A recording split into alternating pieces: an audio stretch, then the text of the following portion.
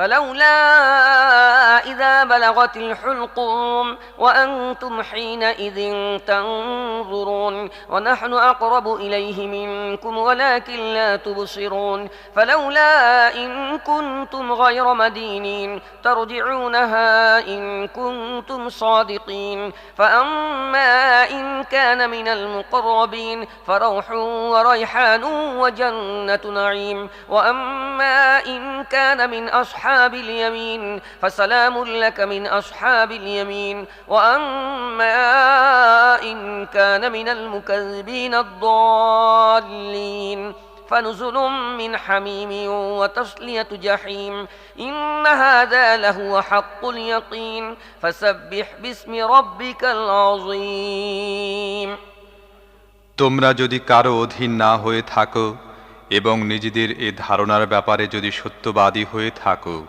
তাহলে মৃত্যু পথযাত্রীর প্রাণ যখন কণ্ঠনালীতে উপনীত হয় এবং তোমরা নিজ চোখে দেখতে পাও যে সে মৃত্যুমুখে পতিত হচ্ছে, সে সময় তোমরা বিদায়ী প্রাণবায়ুকে ফিরিয়ে আনো না কেন?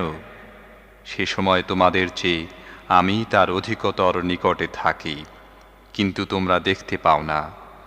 মৃত সেই ব্যক্তি যদি মুকাররবিনদের কেউ হয়ে থাকে, তাহলে তার জন্য রয়েছে আরাম আয়েশ, উত্তম রিজিক এবং নিয়ামতে ভরা জান্নাত। আর সে যদি ডান দিকের লোক হয়ে থাকে, তাহলে তাকে সাদর অভিনন্দন জানানো হয় এভাবে যে তোমার প্রতি শান্তি বর্ষিত হোক। আর সে যদি অস্বীকারী পথভ্রষ্টদের কেউ হয়, তাহলে তার সমাদরের জন্য রয়েছে ফুটন্ত গরম পানি এবং জাহান্নামে ঠেলে দেওয়ার ব্যবস্থা। এ সব কিছুই অকাট্য সত্য। অতএব হে নবী, আপনার মহান রবের নামের তসবিহ তথা পবিত্রতা ঘোষণা করুন।